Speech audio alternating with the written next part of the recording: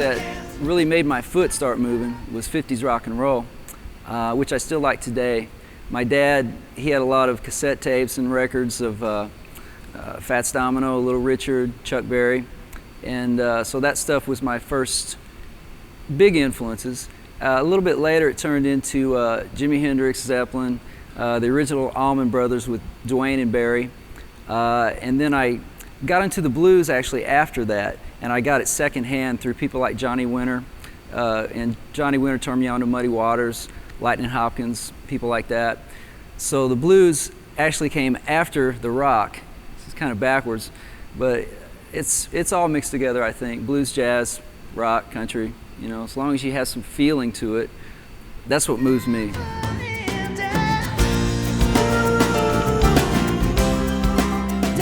In Toto, there's a lot of musicians, there's a lot of things going on at the same time.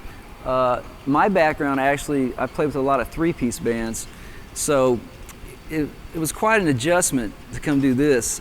I was used to making as much noise as I could with the guitars, you know, a lot of percussiveness with my hands to fill up the holes.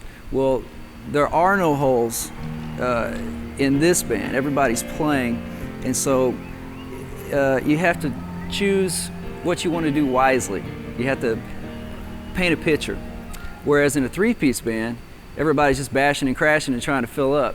So it was a big transition to learn how to do that and not make grace notes with the guitar and just feel a part, play a part. So it was a big challenge, and I'm learning how to do it still. Plus, learning how to sing.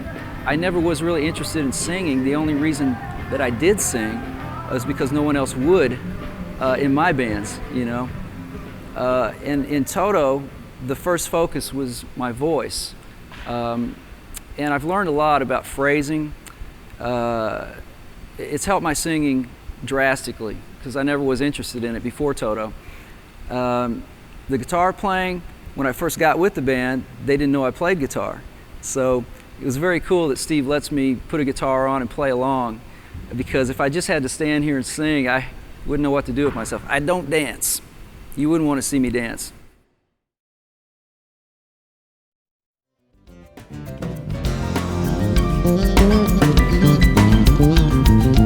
Leland Sklar here, out on the Toto 2007 tour. I'm having the time of my life. I'm coming from this from a very different angle than the other guys because they are a set band, and Mike Porcaro is the bass player of Toto, and due to circumstances beyond our control, Mike could not do this tour, so I've been installed in this seat for the duration. I can't tell you how grateful I am to be doing this. These guys are dear old friends of mine, and the opportunity to experience them on this level is something that I never anticipated. I've known Steve since he was 19 years old. I still don't understand him. I don't think it'll ever happen. And that's one of the blessings of Steve, is he's elusive, evasive, and not pathetic, but it leans in that direction at times. To occupy the stage, though, has really been a fantastic experience. I kind of find myself standing up here every night, looking around, and I'm just relishing in the gift that these guys bring to the table. It's a most unique band as far as I'm concerned, where we live in a world of this kind of adulation of classic rock. And I really can't think of many other bands that aren't resting on past laurels but are still growing and developing. And that's, to me, is one of the real special things about Toto, is the fact that they're working on new albums, new music. When they come out on the road, it's a new adventure rather than a classic rock band that's playing songs that are 30 years removed and people long to hear, but they're still just living with that. So it's been an interesting experience for me to assimilate into this and try to do justice. I was incredibly flattered by the fact that I was asked to come out with these guys. I've been involved with their Toto network since the very inception as a correspondent, and the idea that I suddenly have gone full circle and I'm occupying the space that I was commenting on is really unique.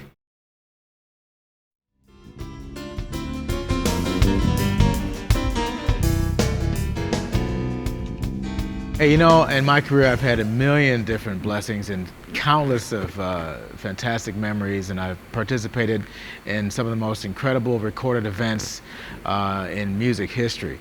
And I equate being in this band right up there with all of those special moments. I never saw this coming.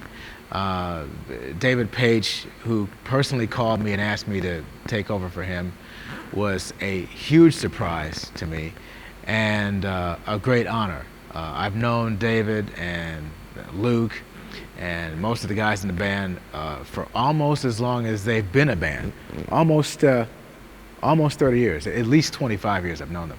And I've had the pleasure of working with them on different projects. David, for instance, we worked on the duet song with Michael Jackson and Paul McCartney, The Girl Is Mine. We're also on We Are the World.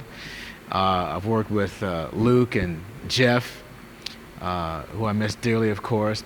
And, you know, I kind of was over touring several years ago. I kind of wanted to retire from that. I certainly had my fill of it. And after Michael Jackson and Eric Clapton and George Harrison, I thought, well, that's pretty much it. What else is next, you know? And then I get the offer I couldn't refuse. And I have to say that this is really a wonderful experience to actually be in a band where the band is the star. That's the difference. That's the difference in this situation. It's a totally different dynamic because the entire band is the star, as opposed to me being in a band behind a star, which has happened a lot, but this is still a whole other league. And I really deeply appreciate being embraced by the guys and the fans. Thank you all out there, and this truly is the best band for me.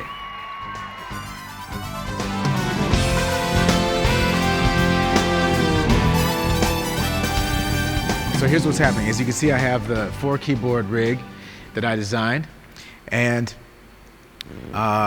in the song there's organ, there's piano, there's horns, and they happen at different times. Sometimes they happen at the same time.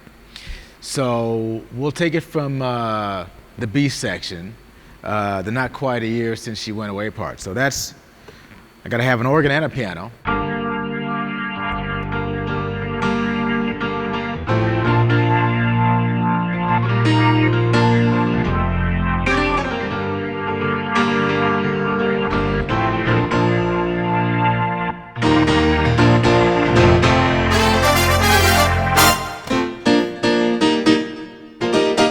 You know, so now I'm in the chorus, and then the last bit of it is I throw the organ back up with, not to mention the little solo I have, and so by the time we get to the last bit, the vamp, I'm extremely busy. So in addition to everything else I just did, now I have to go like.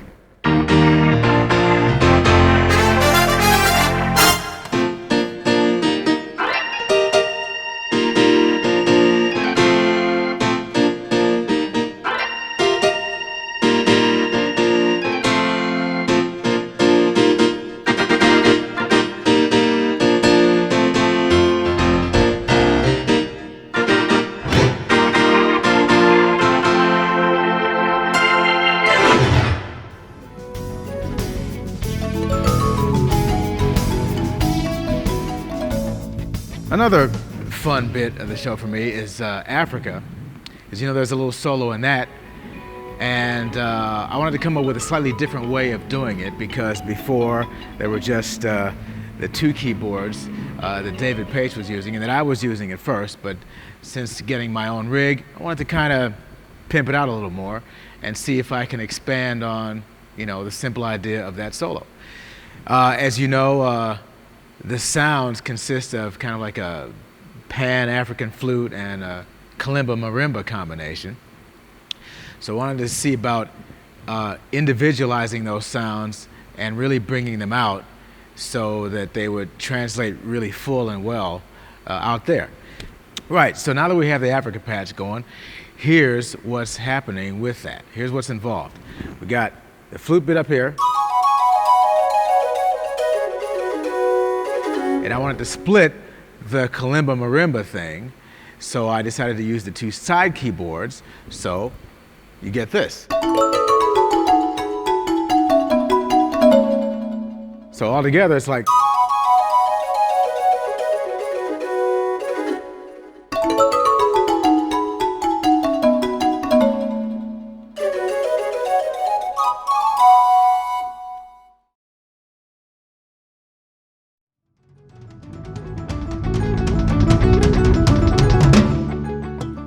What do I think about during a show? This is a curious question. I love just looking around the stage and just looking at everybody. I look at Greg a lot. For some reason, drums and keyboards, there's a real connection. I used to love staring at Page when he used to play, and he used to get kind of very insecure because he'd kind of look at me and go, oh, why is he looking at me? And this went on for years. And of course, if anybody does make a little mistake, I'm always on them. Because I don't know, it's just a kind of thing. I'm always looking at Luke, always looking at Bobby, Lee or Mike, always, take a little look. But funnily enough, the bass player, the person really rhythmically I'm closest to, I probably look at the least. Because to me, as long as that's happening, I don't really need to think about it. But yeah, I'm always looking over. Sometimes I try to take in as much of the show as possible. I look up at the screens and seeing what's going on there. And then all of a sudden, our LD makes a change and I see myself, but of course then we have a time thing and I have to look away. It's so weird. I look at the lights and then I look around at the audience. And sometimes it's amazing how many people you recognize. Fans that come night after night. They're just in a different place. But it's really cool, just kind of, I'm one of those players that I don't put my head down and play like I see a lot of musicians, a lot of drummers actually. I like to kind of look around and see what's happening. I just don't want to miss anything that might be something remarkable that would happen on stage or out front, or there's a lot of little things that maybe the audience don't ever get to see, and Luke turns around to me and is just cracking up because something went down, But sometimes I find it just stuns me where my thought process goes, where the brain goes. And I have to pull myself back occasionally because we're halfway through a song and I'm thinking, hang on, have we done the second chorus yet? That kind of stuff. So I kind of have to just rein my brain back and concentrate. And that's even worse because then I know I'll never concentrate then.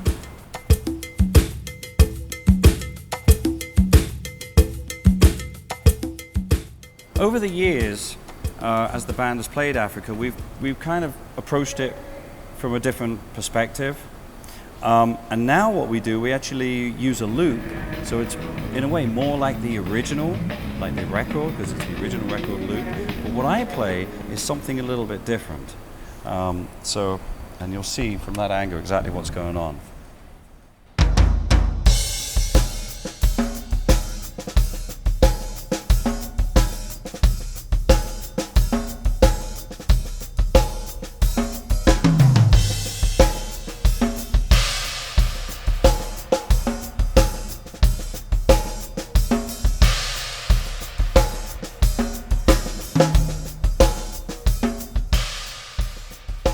The secret with playing this groove is you have to play it quietly. You don't want to play it too loud because the drums have to sit with the loop. The loop actually occupies almost the front end of the drum kit. I'm almost playing a supportive role to this. So you have to be very sensitive with this groove, and that way it just feels better and it kind of locks in with the loop and makes it more fun for everybody.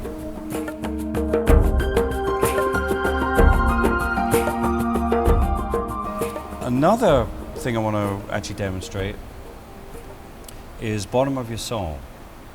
And what's kind of cute about it is it's quite polyrhythmic, and it incorporates the octavans, the little snare, and the hi-hat. And one of my favorite grooves is anything that's in 6 or 3 or 9, but 6 especially, or 12, because it's all the same, really. It's just a lovely groove to play. I'm going to demonstrate it for you.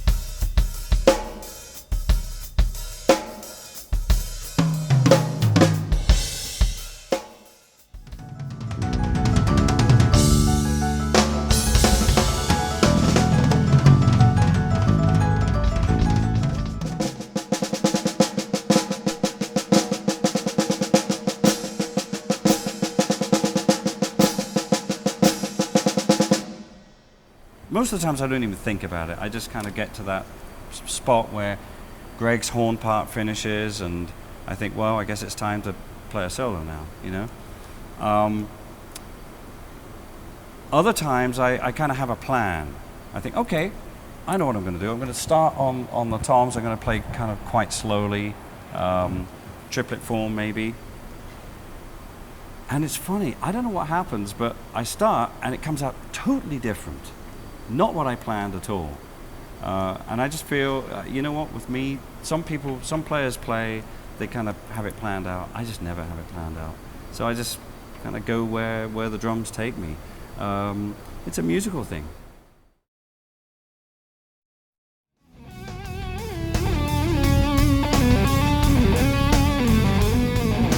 Welcome to my world, man. All I can tell you is like, I'm very honored here to be able to do this for a living in the first place, which is a pretty cool job even after all these years. I'd like to show you some of my instruments that I'm very, very proud of. Some new ones and some old favorites that you may have seen before in various tours and whatnot, but I got a lot of new stuff this time. The Music Man Dargy Delight, which is a rare guitar. You can see it here. And it was made, especially for me, in this I would say olive green. Very interesting here, but you must really notice what's on the headstock here. Little martini glasses. All those inlays, all of martini. Love this guitar. And thank you to Scotty Ball for making this happen. And of course I have my new Flash Ernie Ball straps, you know. Thank you, Brian Ball. What we got here, here's a beautiful quilt top right here. It's the Ball Family Reserve, which is only going to be for this particular year, I believe. They only make a certain amount of colors, a certain number of them, so people get into this stuff, and like anything else that people like to collect, they want to get the whole lot, you know, if you're crazy enough to do that sort of thing. I would say, this one is really cool. I don't even know how many of these were made. Not only is it the beautiful like flame top you see right here, but it's got this maple block in here, which gives it a little bit more of a crunchy Les Paul sort of a sound as opposed to, you know, my normal EMG stuff, but still retaining the classic Music Man vibe and sound and feel. What do you see here? Here's the Bahama Blue. Getting a lot of action on this one. This is another of the Ball Family Reserve, which you can see right here. And they're all so beautiful, and I wish I could play them all at the same time, but you know, as one does go through different things, I have some different tunings here, really nothing too much deeper than a drop D on the first couple of tracks, just to give it that, you know, that crunchier sound. This has to be my old fave right here. This old boy and I have gone through a few nicks and dents along the way. Mine are covered up, but these are still here. This has a little sustainer unit on it, which I rarely use, but occasionally it's a little bit of fun. This one has, you can see that it's had a lot of sweat on it. This, you know, they're all great guitars, but some of them are really just, you just fall in love with just one or two that you just go, oh, well, I got to go back to this one if I'm going to, for the full shred or whatever, you know what I mean? And this little red candy apple red guy, this is sort of like the spare to that, which is also one of my favorites. I know Biff will be pissed off, but sometimes I put a smoke up here and it's got a little burn mark on it, so it has a little personality. This is basically the same sort of setup. I love the tremolos that they have, the non-lock tremolo, to do all this other stuff. I used to have the Floyd Rose stuff on the first model, but as Bison, come over here and say hello. This is my guitar tech, Bison. Guitar tech to the stars. And you. And me, right? Which is not really in the same breath. And this man's a legend. Worked with Angus Young. Oh my God, the Genesis boys. I mean, go on and on. You give a little, Steve Lukather. Oh, yeah. Him. Well, that guy sucks. That guy.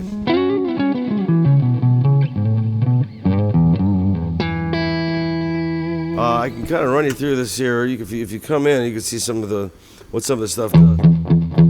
Like that's just like a regular sound, right? But that has a little delay on these PCMs 70. That's the little Octavier unit. There. Now this one just widens it all up here a little bit.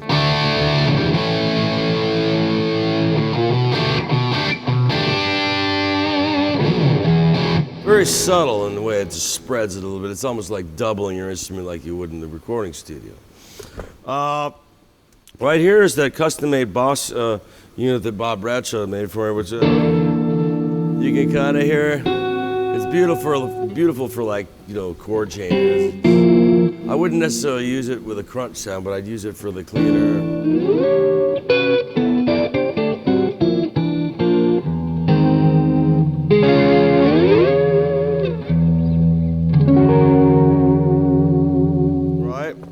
And here's like the fast Leslie version of the same sort of thing.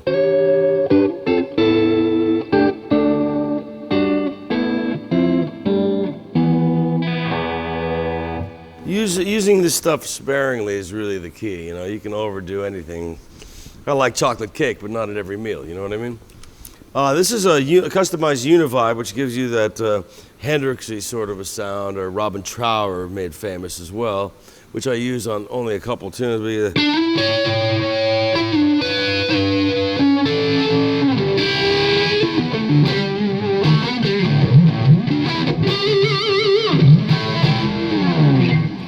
you can kind of dig where that's at. And this is the full shred. This here used in conjunction with this really cool pedal that the Radial people made for me. Radial tone bone. You didn't see the back of the rack, but it's in there. It's very apparent. It really gives you the sustain from hell,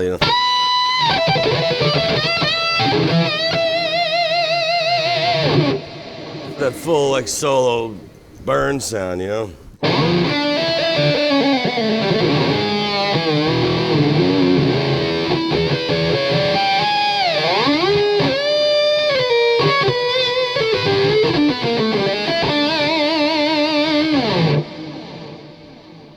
And this is a volume pedal, and I have this wah-wah pedal thing.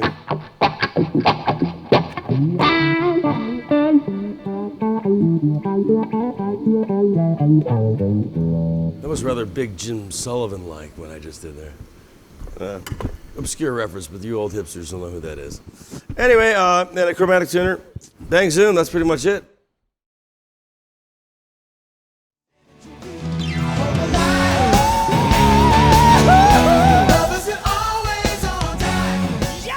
This has been a really fascinating journey, actually. We started so long ago, and it just seems like it's gone by in the blink of an eye. Steve Lukather talks about being the only member of the band that's been here from day one, and he's made every concert, which is really that's a pretty cool thing. However, I'm the only one that's been fired from the band and come back. I've actually been asked to come back to this fascinating group. And I was out of the band for a good 16 years. Seems like 16 if my math is correct. Felt like about 50. So I was always in search of that thing that is Toto. You could put so many great musicians together, but they really just don't have that flash and pizzazz and the musicality Toto has. Yeah, if you're in this situation and all of a sudden removed from it, you will always be in search of something that's almost impossible to find. And I was really, really happy when they asked me to come back. And it's been absolutely nothing but fun. There's been some member changes and so forth for different reasons. And God bless Jeff Picoro's soul, but they couldn't have found a better drummer than Simon Phillips, who I had been talking with about getting a solo band together right before that happened. As a matter of fact, I think the day before Jeff passed away. But it's such a pleasure to be involved in the band again, and it's come and gone so far, and hopefully we'll be together for many more years. And no matter what configuration it goes to, I know it's going to be at least as good as it is right now, because we have a watermark for quality, and we need to maintain that watermark at all times, and I know we will.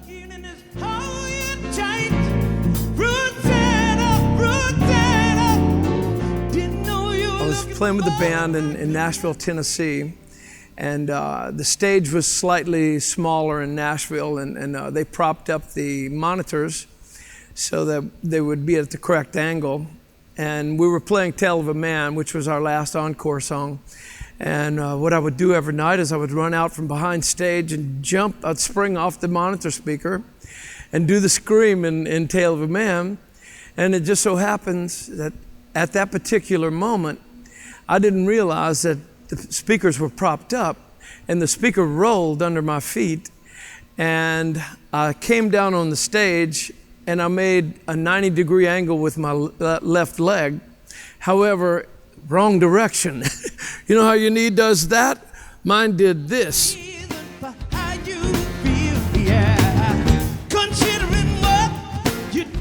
were nominated as a group for 9 Grammys altogether. And we ended up taking 6 of those. Steve Lukather took 1, and as a band, that meant 7 Grammys for us. I was thinking, wow, I won't even have to get up. You know, we got 9 nominations, and I think the point spread is too vast, so we probably won't win any of them. You know, we won't get any votes because we got so many nominations. That's like winning itself. But ended up having to get up and go up on stage 6 times on very, very wobbly left leg. But it was like being in heaven. Thank God I had that whole glass of vodka before we got there.